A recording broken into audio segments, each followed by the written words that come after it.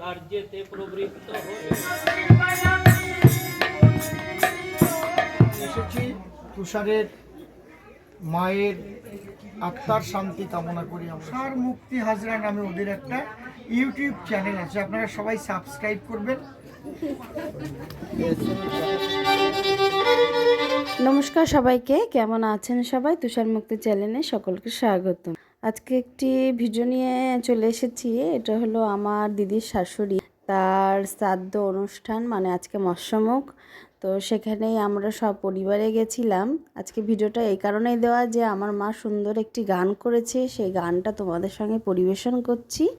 আর শ্রাদ্ধর ভিডিওটা না দেখাতে পারলে ভালো হতো, যেহেতু মায়ের গান তাই আমি শেয়ার করলাম তোমাদের সঙ্গে। চলো।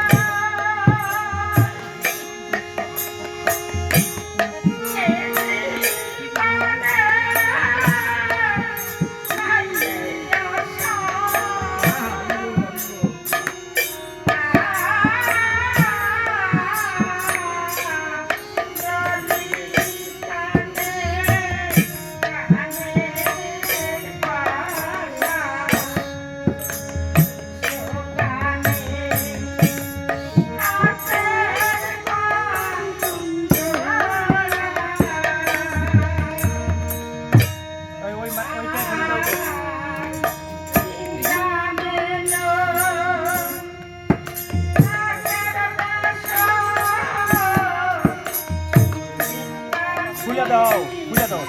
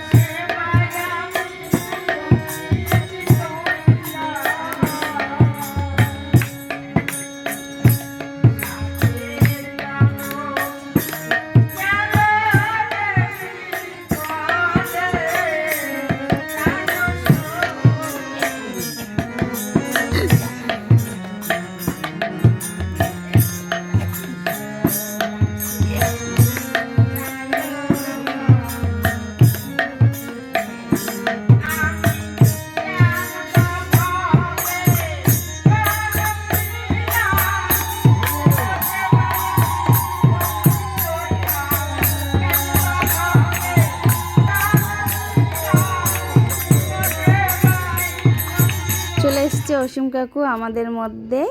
তো অসীম কাকু বলি এই কারণেই, ছোট থেকে আমরা কাকু বলে অভ্যস্ত। উনি আমার বাবা সমতুল্য। ওনাকে জড়িয়ে না ধরলে আমি শান্তিই পাই না, কেন যখন 3-4 বছর বয়স তখন থেকেই কাকু আমাদের বাড়ি আসে। তো কাকু বলেই আমরা ডাকি। আর আর এখন কাকু আমার গুরুদেব, যেহেতু ওনাকে আমি খুব ভালোবাসি, তাই আমি ওনার কাছ থেকে দীক্ষা নিয়েছি। আর এ হলো আমার বৌদি প্রণাম করলো, আর বাবা আমার জড়িয়ে ধরেছে, যেহেতু মধুর সম্পর্ক আমাদের সঙ্গে কাকুর একটা। তো সেই ব্যাপারে আমি পরে কথা বলবো কাকুর বিষয়ে। কাকুর জন্যই আমার সব কিছু, বিয়ে বলো, আমার বাবার বাড়ির সব কিছু কাকু। কাকু ছাড়া আমাদের বাড়ি কোনো কিছুই না, ভগবানের তুল্য আমাদের। এ হলো আমার মা, যেহেতু কাকু ঠাকুর বংশের মেয়ে আমার মা, ওর জন্য কাকু কোনোদিন প্রণাম নেয় না, প্রণাম দেয় আমার মাকে। তো চলো আজকে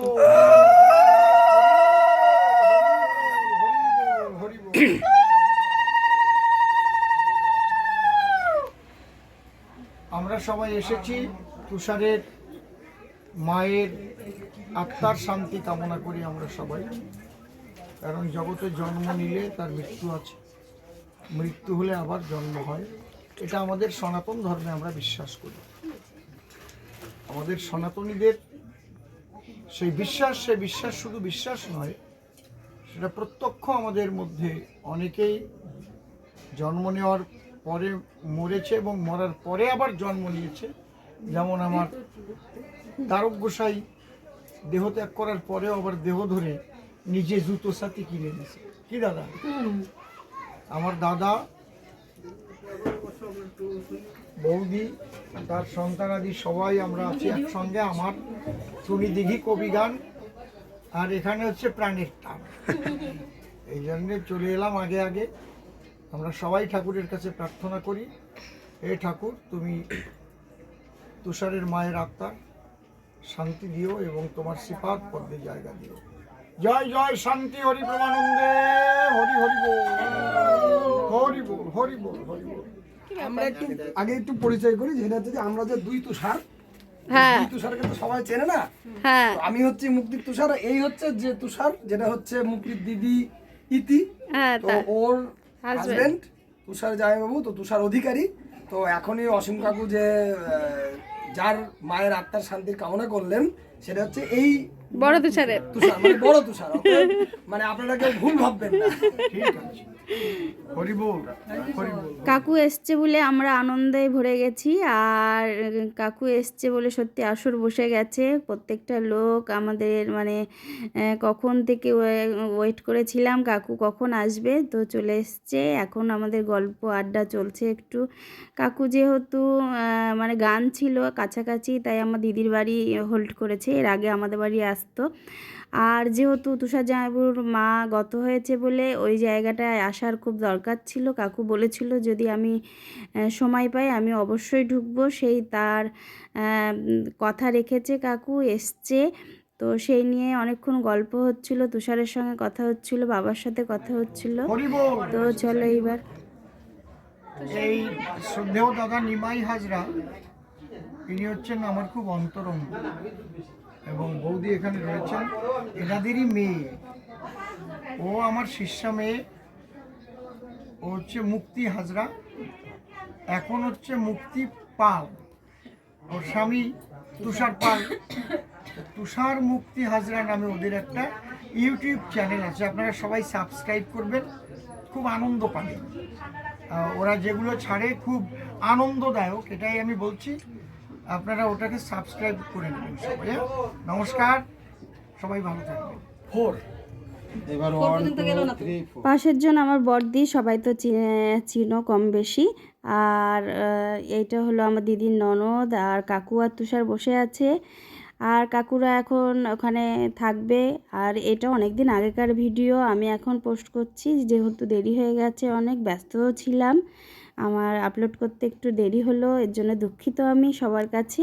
তো এটা হলো আমার ওই দিদি, আমার নিজের দিদি, তার ননদ এটা। তো তুষারকে মালা পরাচ্ছে, তুষার আনন্দই পেয়েছিল একটু। তো কাকু আসাতে সত্যি আমরা এতটাই আনন্দ পেয়েছি সেদিনটা, যে কাকু এসে পুরো মুগ্ধ করে দিল আমাদের। আর অসীম কাকু আসা মানে সত্যি আমরা ভগবানের দর্শন পেয়ে গেছি, আর কিছুই না।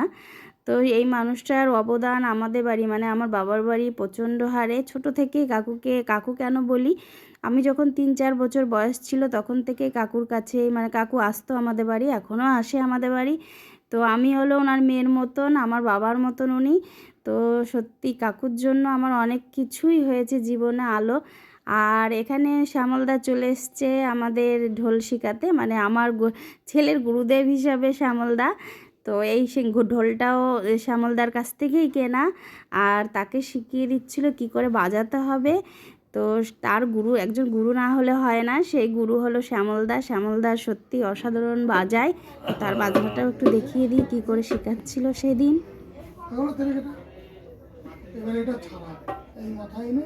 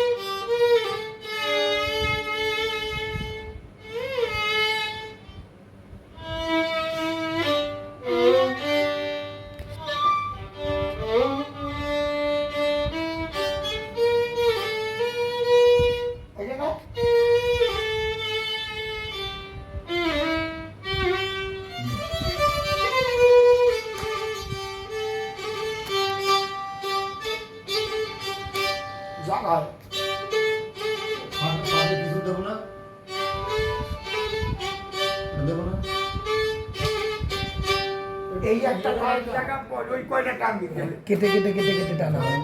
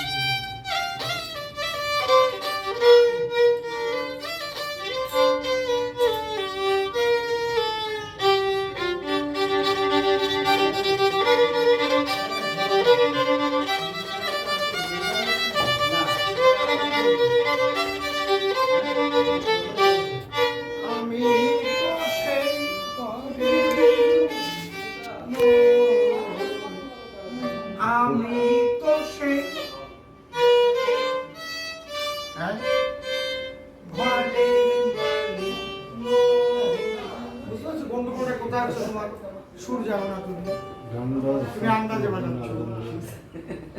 জমিদারের ইচ্ছা মতো এই জমিদারের জমি চাষ, তাইতে ফসল ফলে না কো দুঃখ দুঃখ বারো মাস।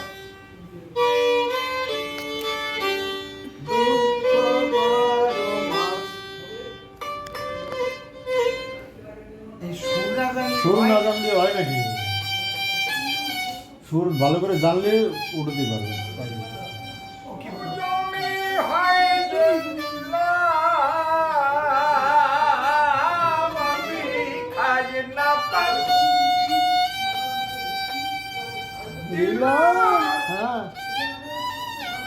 হ্যাঁ ওইটা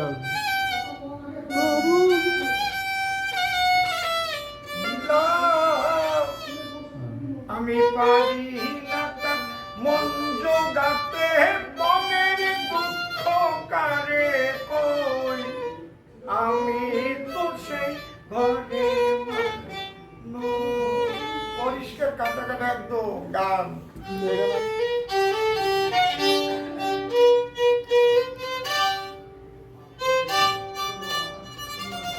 হ্যাঁ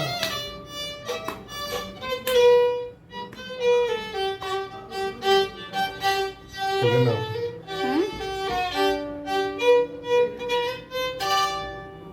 দা দা দা দা দাই না না না না না দাই রে না না তারে, বুঝতে পারছো?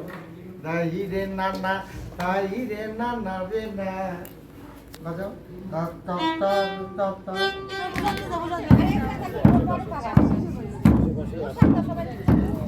আজকে ভিডিওটা হলো স্মৃতিচরণ উদ্দেশ্যেই করা, যে এই মানুষটা আমাদের বাড়ি এই আজকের দিনে এসেছিল, তার উদ্দেশ্যেই এই ভিডিওটা করা। জানি কেমন লাগলো সবার কাছে একটু কমেন্ট করে বলবেন, আর ভালো থাকবেন সবাই, সুস্থ থাকবেন। আর নেক্সট কোনো ভিডিও আসলে অবশ্যই শেয়ার করব আপনাদের সঙ্গে। বড়দের আমার প্রণাম, ছোটদের অনেক অনেক অনেক ভালোবাসা। নমস্কার।